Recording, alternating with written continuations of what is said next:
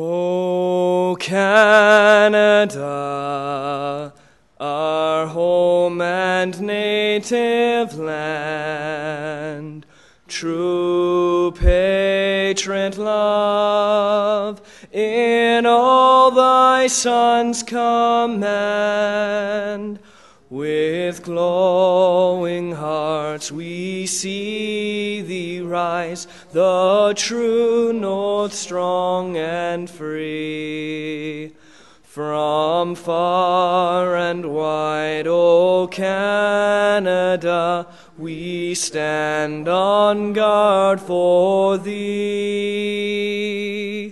God keep our land glorious and free.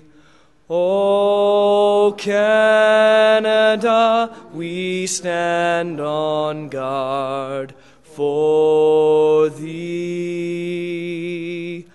O Canada, we stand on guard for thee.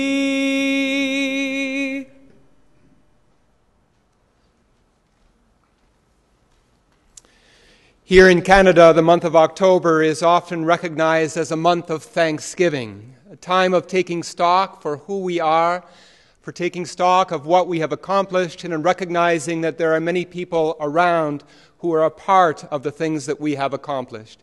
Convocation is seen in the same light. Everyone who passes through this stage, this time of their life, is dependent on others who have been a part of that whole process of education and of achievement.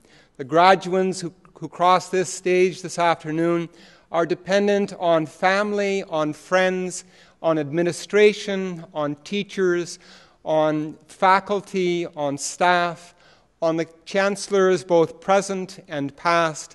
We are all connected one to the other in that way. The Ojibwe people here in Canada recognize that sense of connection, and they have a word for it. It is called Akinawea. It is the recognition that we do not stand on our own, but that we are deeply connected in a physical and in a spiritual way to all those who are around us, that we need and depend on each other. It is in that sense that we celebrate this convocation today, in a recognition of our connection one to the other, and it is to the Creator that we give thanks in a spirit of love one to the other. Amen.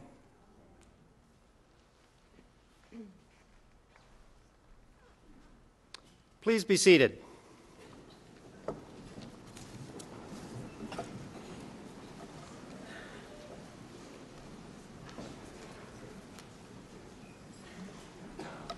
Mr. Chancellor, Mr. Vice Chancellor, distinguished guests, family, and invitees of the students about to graduate today, and of course, you, the graduating students, I want to welcome you all to the University of Guelph. This is a wonderfully peculiar day for all of us. Instead of our usual chores or shopping or going to market, or for some of us sleeping in or watching a football game, we're all here today, dressed up in our best, to participate in a cherished cultural ritual. Graduates, think about it. There aren't many days in your life when you will have the opportunity to put on a gown, fall in line with a beadle carrying a mace, use the word pomp, be entranced by a piper, and be in the close company, with all due respect to my colleagues behind me, of a somewhat eccentric cast of characters who are dressed with velvet and fur-adorned gowns, hoods, and tams. Our ritual also occurs in this wonderful hall, War Memorial Hall, built in 1924, that looks and feels in many ways like a church, but it is not a church. But at the same time, with its Georgetown stone exterior, oak panels, and stained glass windows, brings to this occasion an atmosphere of reverence and formality. At a time when the occasions for ritual seem to be diminishing, whether that's in relation to religious practice, marriage, or rites of passage, This is a wonderfully peculiar day for all of us to come together with a common purpose and a formal structure and space for celebration. Our graduation ritual today is the expression of a tradition that goes back many centuries.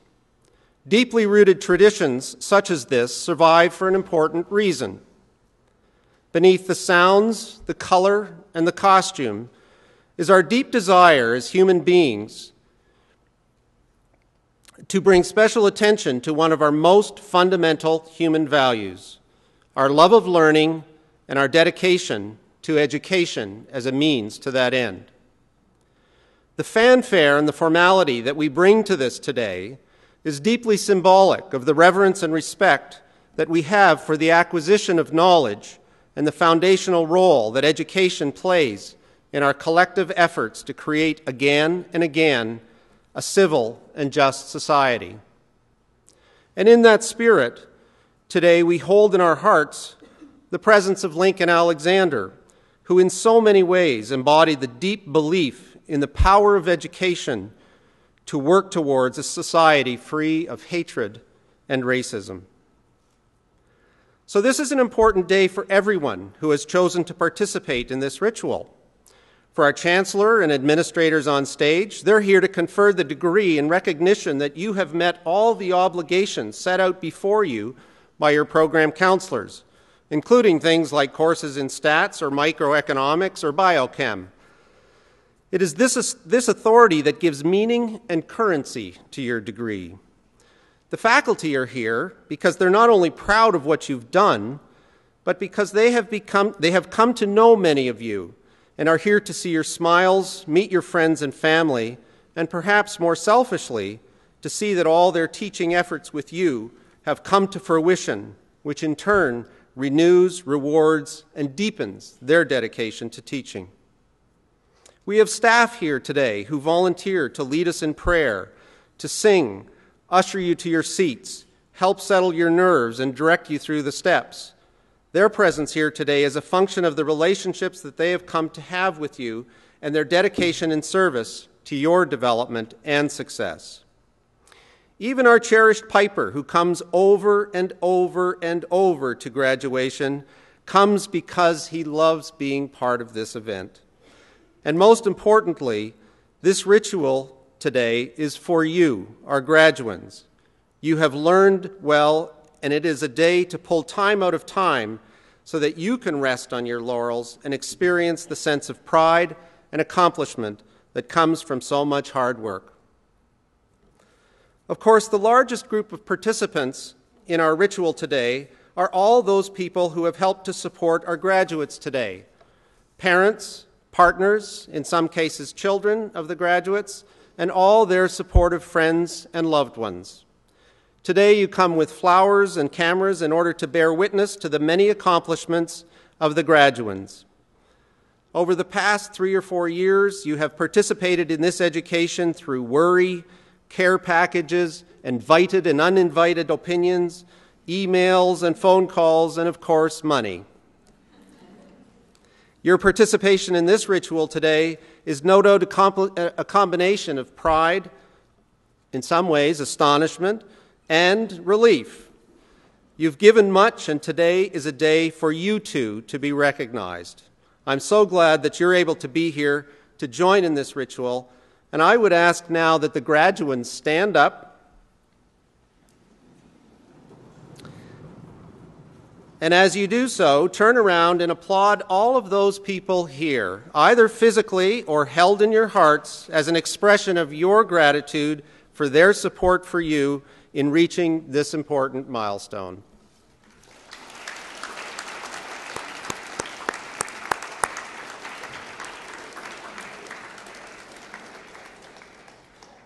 Please be seated.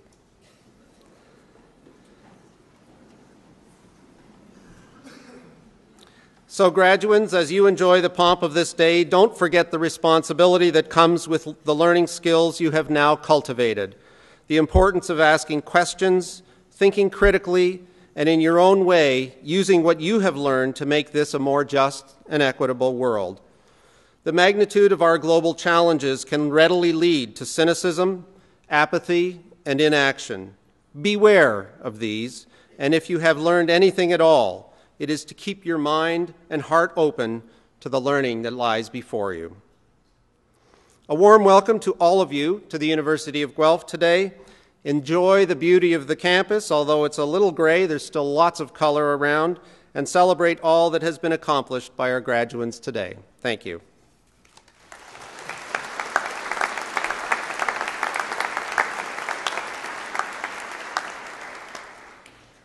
Dr. Andrea Buchholz will now give the convocation address.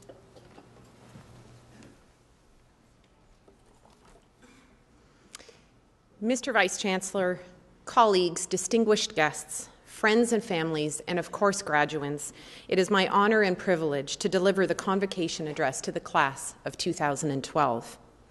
Convocation is indeed a ritual, as the Dean mentioned, and along with ritual comes an air and expectation of gravitas and deep meaning. If you'll indulge me, I'd like to veer somewhat from the gravitas while staying true to the deeper meaning typically imparted by convocation addresses. You've perhaps all seen posters bearing messages such as, "Everything I needed to know about life, I learned in kindergarten," or alternatively, from the Beatles. Today, I offer my version. Everything I needed to know about life, I learned from improvisational theater, based on my experience not as a full-time professor here at the University of Guelph, but as a part-time improviser with a troupe, Theater on the Edge. The world of improvisational theater, in particular comedic improv, is one in which players come together on stage to create sense out of chaos. If you've seen the TV show Whose Line Is It Anyway, or have taken in a performance at Second City Theater, you've seen improv being spontaneous and taking risks in action. Like life, improv is something you make up as you go along, like fixing a flat tire or doing your income taxes. However, there are a few guiding tenets used in improv and which have tremendous application to life. To be clear, not everything in life should be improvised. You should probably save for retirement decades in advance, give some thought about having children before you actually have them, and schedule regular visits with your dentist. You're all wondering when your last dentist appointment was, I can tell. But beyond these sorts of common sense activities, improv theater teaches us a great deal. The four guiding tenets are: say yes, start anywhere, pay attention, and make mistakes. Tenet number 1, say yes. When the answer to all questions is yes, you enter a world of action and possibility. Should I apply for this job? Yes. Should I volunteer to do something in my community? Yes. It's an exaggeration to suggest that we say everything, or that we say yes to everything that comes up, but we can all say yes to more than we normally do. Should I pick up that piece of litter and throw it out? Yes. Saying yes often brings positive and unexpected results, and exercising the yes muscle builds optimism. If a friend asks you, "Will you try a Zumba fitness class with me?" say yes. And if I make a fool of myself, I'm taking you down with me. At least you've said yes. Tenet number 2, start anywhere. Don't fight to find that perfect starting place. With a big task or problem, start with the most obvious. Is your room cluttered? Pick up the first thing you see and put it away. Itching to write a short story but don't know where to start? How about the ending? Want to learn how to speak French? Take up smoking. I'm just kidding, don't do that, it's not good for your health. It's easy to find a reason not to start. Procrastination, fear, lack of time. But by starting anywhere, you can begin to make progress on a dream or a dreaded task at any time. Your first impulse is probably a reasonable starting place. Don't hesitate, start anywhere. Tenet number 3, pay attention. Life, as with improv, is attention. What we attend to determines in part how we experience the world. We're usually focused on ourselves, our desires, our fears, thinking, planning, worrying. In the process, how much are we missing? Almost everything. In an age of continual distraction, masked as phones and computers, we notice less, we observe less, we're less mindful. Do attention calisthenics. Attend to one thing at a time, Remember people's names, listen, pay attention. And finally, tenet number 4, make mistakes. If you're not making mistakes, you're not improvising. If you're not making mistakes, you're not living. Do something that challenges you, something out of your comfort zone where mistakes are not only possible, they're likely. Start small, like ordering something off the menu that you've never tried before. Maybe it's a bigger pursuit, a PhD. And when you make that mistake, look ahead, not back. In the words of Keith Johnstone, a drama instructor who has had a tremendous influence on the art of improv, you have to make 1,000 mistakes before you get a grip on what you're doing, so get out there and start making them. Can improv teach you all you need to know about life? No. But if you're a kindergartner who listens to the Beatles and does improv, then I'd say you're better off than most. So say yes, start anywhere, pay attention, and make mistakes. The only thing you've got to lose are a fresh perspective and conquering some fears. Thank you.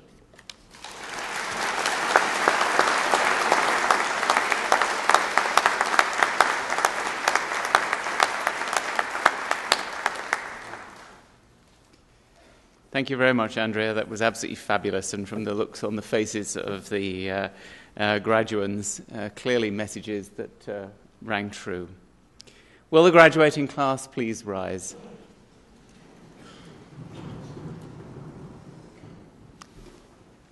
Mr. Chancellor, I have the honour to present to you these scholars who have fulfilled the statutory requirements laid down by the Senate of the University of Guelph, that they may be admitted to their various and several degrees. By virtue of the authority vested in me and in the University of Guelph, I hereby accept you for admission to your various and several degrees, with all the rights, privileges, and obligations appertaining thereto. Will members of the graduating class please be seated?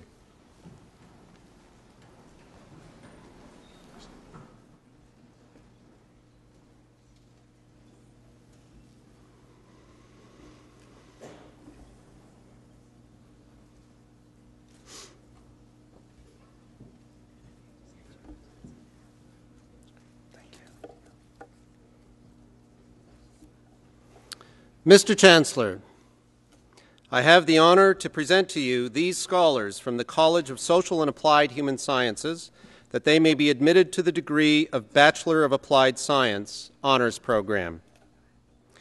Jamie Lee Cooper.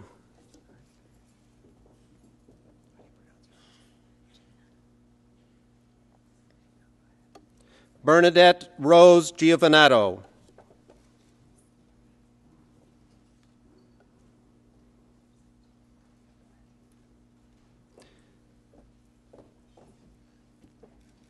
Megan Henry.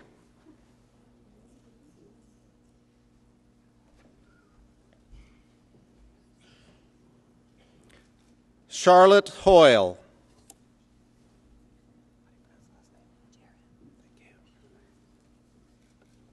Wilma Jerem.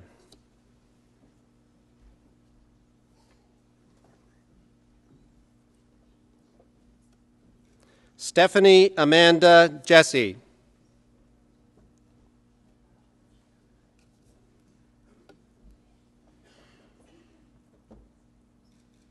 Melissa Ann Lane, with distinction.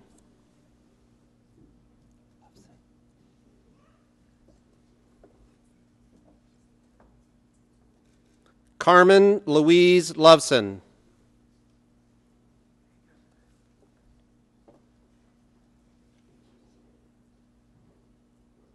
Sarah Elizabeth Patterson.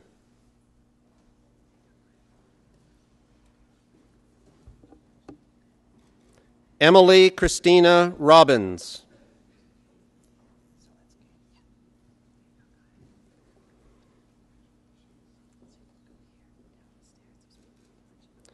Chelsea Zielinski.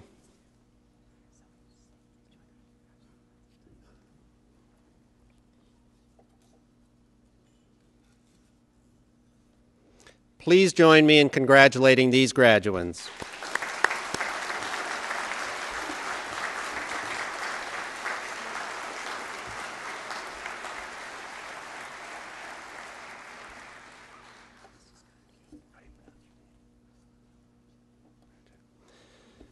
Mr. Chancellor, I have the honor to present to you these scholars from the College of Social and Applied Human Sciences that they may be admitted to the degree of Bachelor of Arts Honors Program. Ursula Abramchek.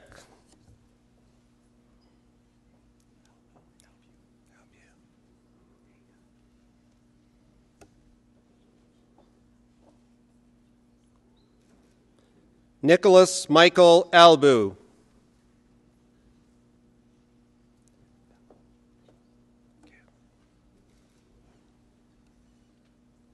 Sekinat Ajoki Bello.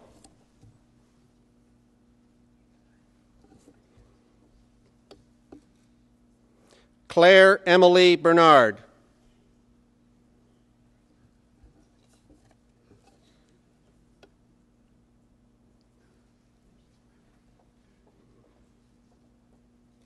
Rochelle Lorraine Bird.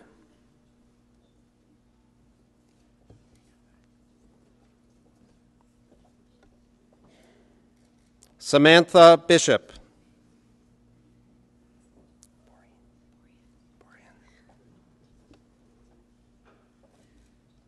Sarah Borian.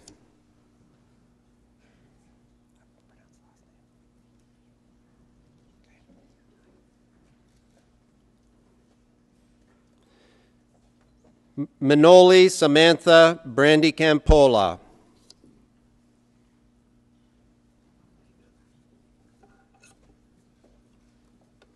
Leanne Brown.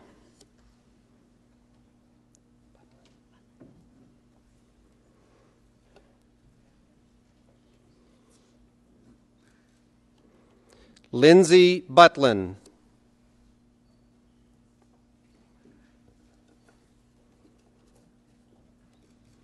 Stuart David Campbell.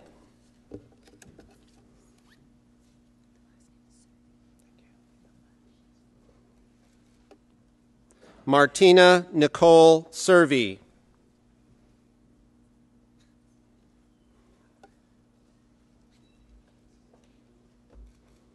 Alyssa Coleman.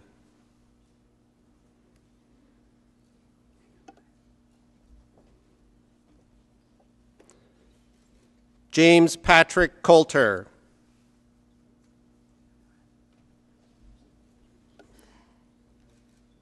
Chris Beth Kelly Cowie.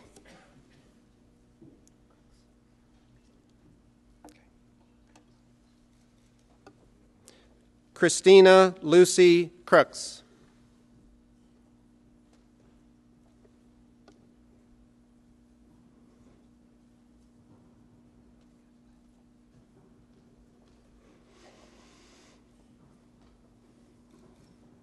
Haley Ray Dale.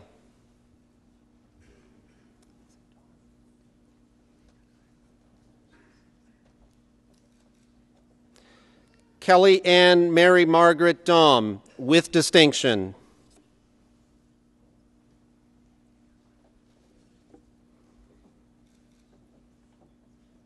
Amanda Caitlin Deacon, with distinction.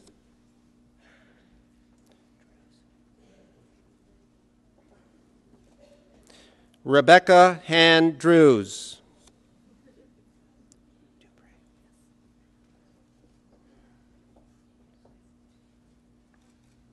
Lindsay Marie Dupre, with distinction.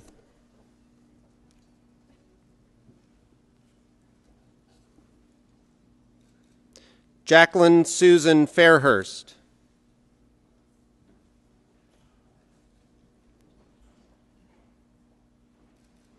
Nicole Forsyth, with distinction.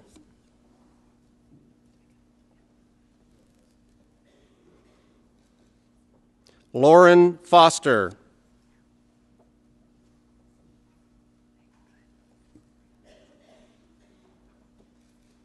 Laurel Ann Franks.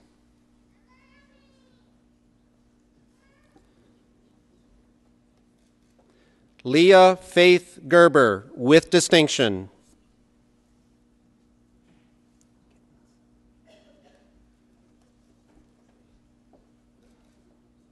Olivia Ann Gittins, with distinction.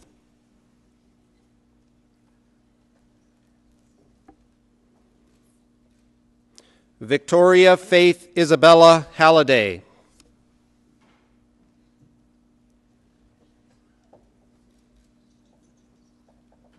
Eden Marie Hamilton, with distinction.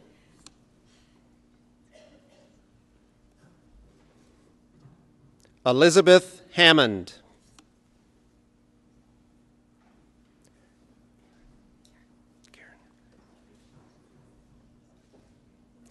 Karen Lindsay Harvey.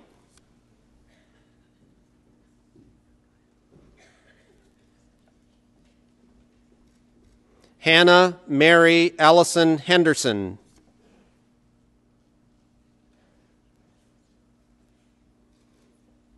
Gareth Evers Harrington. How do you pronounce your first name? Lutgerdina Elizabeth Hotland. Holtland.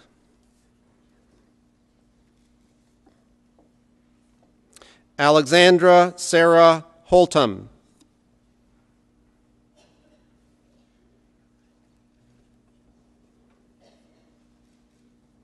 Sophie Rose Kendrick.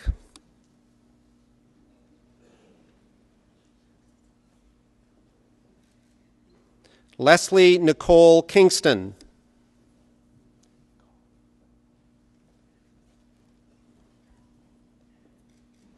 Caitlin Coe.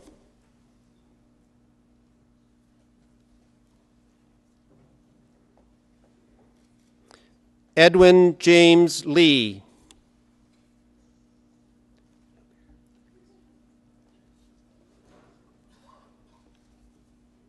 Valerie Karen Lubert.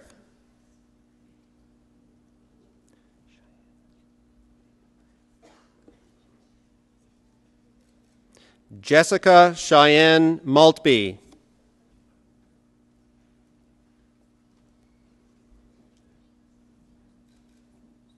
Duncan Alexander Moore Martin.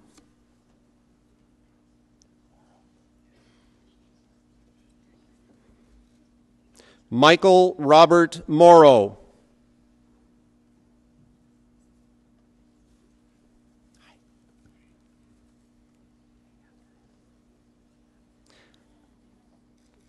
Molly Catherine McManus.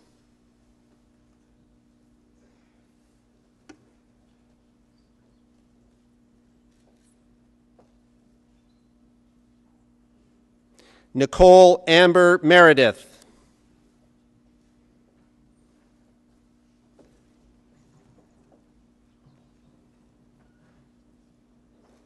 Chelsea Brianne Meyer.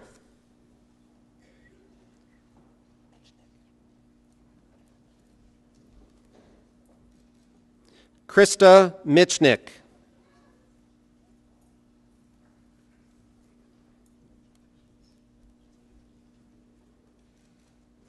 Shelby Christine Morrison, with distinction.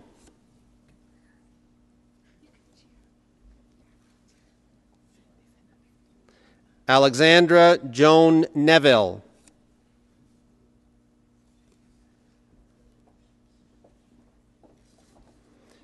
Annabelle Fern Newmaster.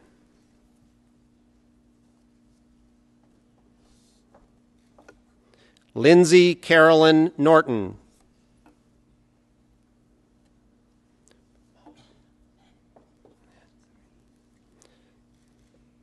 Kathleen Laura Mann Oakes.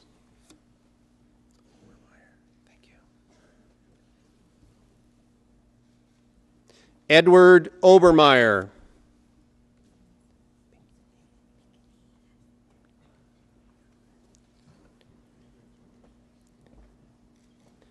Desiree J. Pinkney.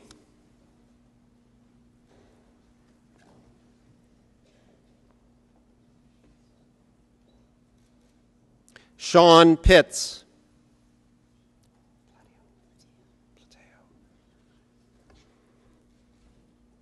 Vanessa Jacqueline Plateo. I was waiting for that to happen. Jody Potter.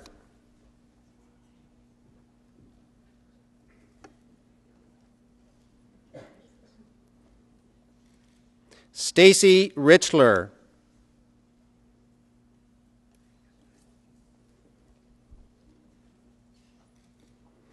Ian Andrew Russell.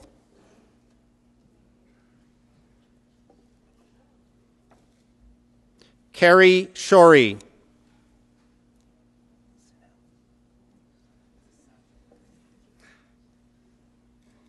J. Brendan Sinnell.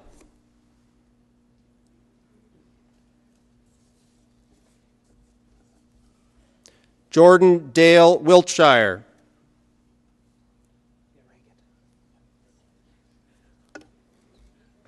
Andrew Gilbert Reggett.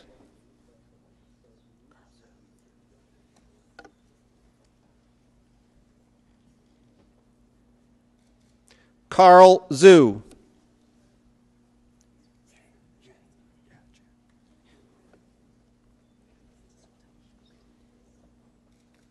Yu Zheng.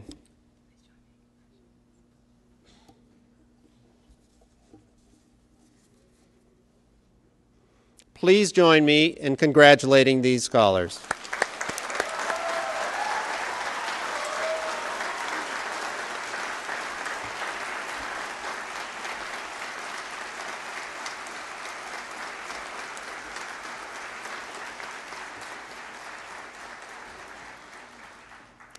Mr. Chancellor, I have the honor to present to you these scholars from the College of Social and Applied Human Sciences that they may be admitted to the degree of Bachelor of Arts General Program. Stacy Ann Bolt.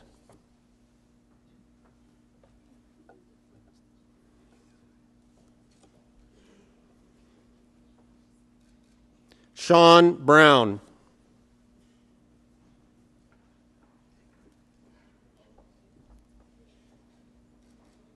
Sarah Noriko Callahan.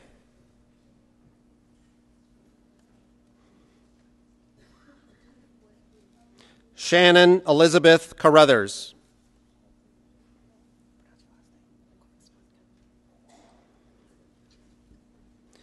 Haley Patricia Kort-Znatka.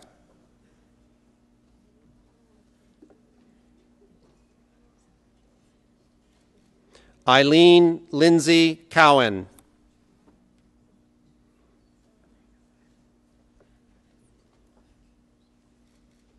Emily Belinda Ann Dennis.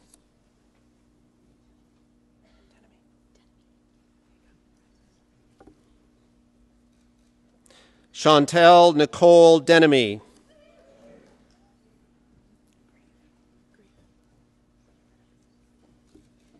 Megan Emily Grieve.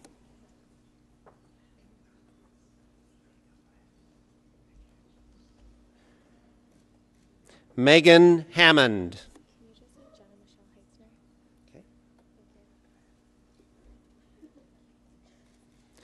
Jenna Michelle Haitzner.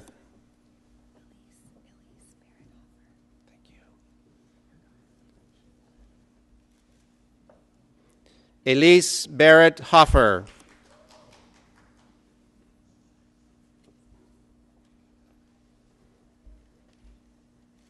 Trevor Harris Jones.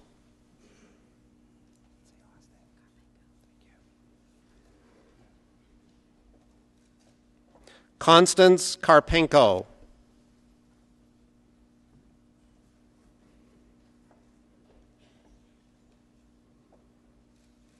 Cynthia Marie Marshall.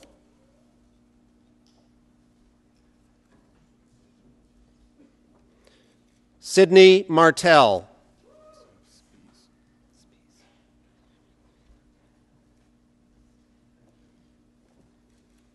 Bryce Adrian Speece Martin.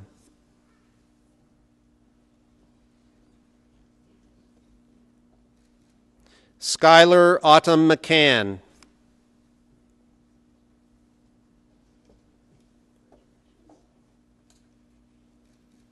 Ryan Patrick McMahon.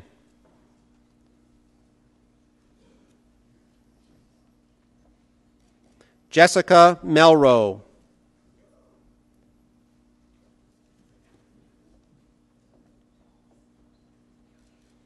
Greg Morissette.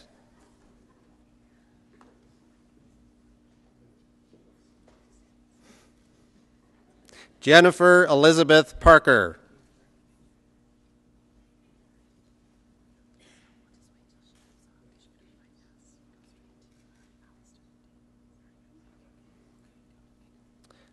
Jessica San Gregorio, the degree being awarded posthumously and received by her father, Mike.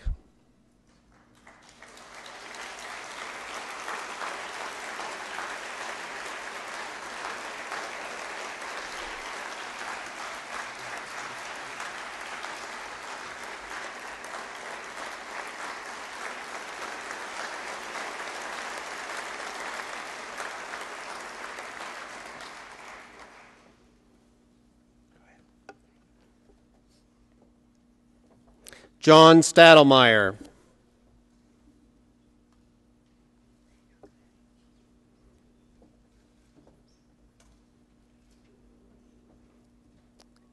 Emma Switzer.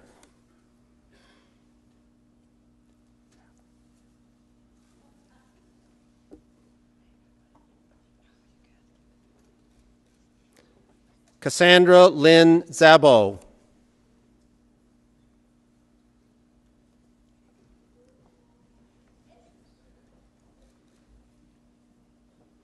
Benjamin Peter Wilcox.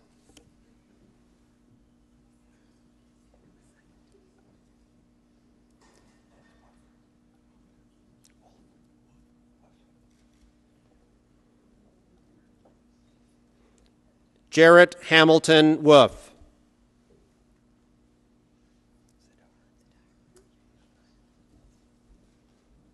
Lisa Zidar.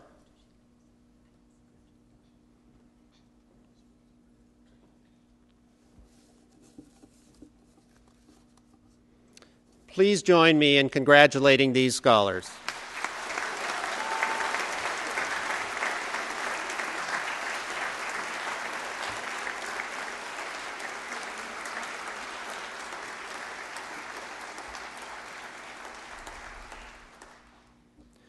Mr. Chancellor, I have the honor to present to you these scholars from the College of Social and Applied Human Science that they may be admitted to the degree of Bachelor of Science Honors Program.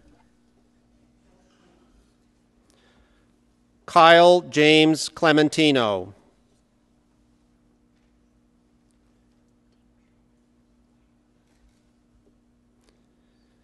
Sarah Ashley DiBortoli.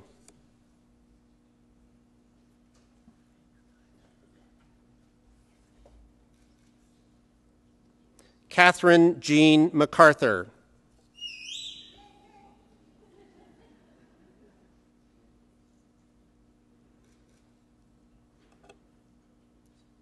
Please join me in congratulating these scholars.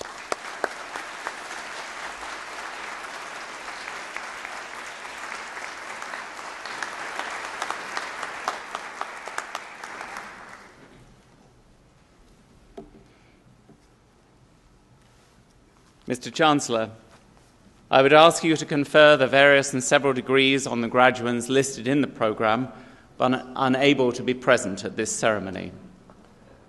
By virtue of the authority vested in me and in the University of Guelph, I confer the various and several degrees in absentia on the graduands not present. May I, on behalf of everyone on the platform, congratulate the graduates. Universities are very special places, and the last several years have been precious times in your lives. We are unique communities, full of people who are passionate about human and humane values, and you have been very privileged to spend the last few years here. But we, in turn, the faculty and staff and administration at the university, have been very privileged to be part of your journeys. But today, those journeys are going to take a new turn. So it is time to say not only congratulations, but goodbye. Education is a rare and precious commodity, and you're fortunate to live in a country and in a part of a world where you can exercise that right. For many people, such an opportunity is simply not possible. So make the most of the education and the opportunities that you have been given. Now is the time to turn your feet and stride off into a new world. It's a beginning, filled perhaps with both excitement and some trepidation. But I believe that you can do it. Armed with knowledge and experience and enthusiasm, and above all, the caring attitude which is a hallmark of the graduate from the University of Guelph, you do have the ability to go out and change this world. And we do need you. In a world that is riven with strife and poverty, in a world that is divided on ethnic, social, religious, and economic grounds, in a world that you could say is becoming literally too hot for us to survive in, we need people who care about the people and this world around them, care enough to make a difference, and then have the confidence to be able to take action. So as you set out on the next stage of your journey, remember everything you do changes the people around you. You have the capacity and the tenacity to improve life, and I wish you every success in those endeavors. But I hope there'll be 3 things that you will carry away from here that you have learned. First, I want to ask you, to entreat you to be involved. Be engaged in the critical social, political, and humanitarian issues that face this world. Second, I want to ask you to work for tolerance and understanding. Be committed to find ways of including people of all ages, of all stages, of all genders in decision-making, and respect every single individual. Respect them with equal rights and with expectations. And finally, never stop caring. Never cease to think about the people who are around you. You are very privileged to have the fortune of education and fortunate to live in a remarkable country. But there are so many people in this world, including some in this country, who are not so fortunate. So find ways to use your education to make conditions better for them, to make this a better planet. So walk away from the University of Guelph, but I hope what you will do is to look back over your shoulder. Look back over your shoulder with fondness of this place, the place that has been your home for the last several years. It is a great place, and I hope that you will want to remain proudly connected to the university and its activities. Congratulations on joining the almost 100,000 alumni from the University of Guelph. I wish you every success in the future and look forward to hearing about you and your achievements. Thank you.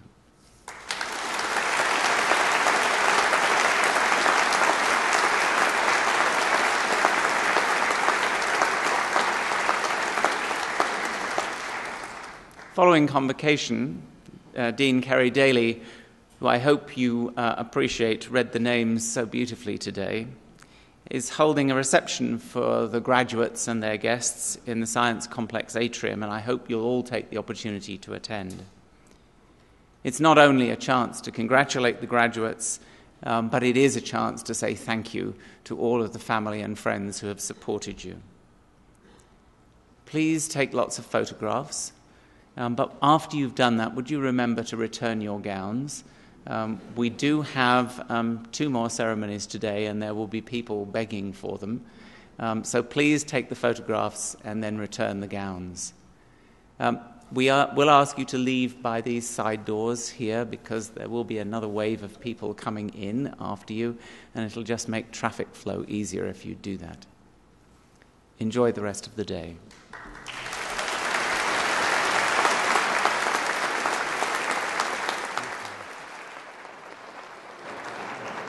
Convocation is dismissed.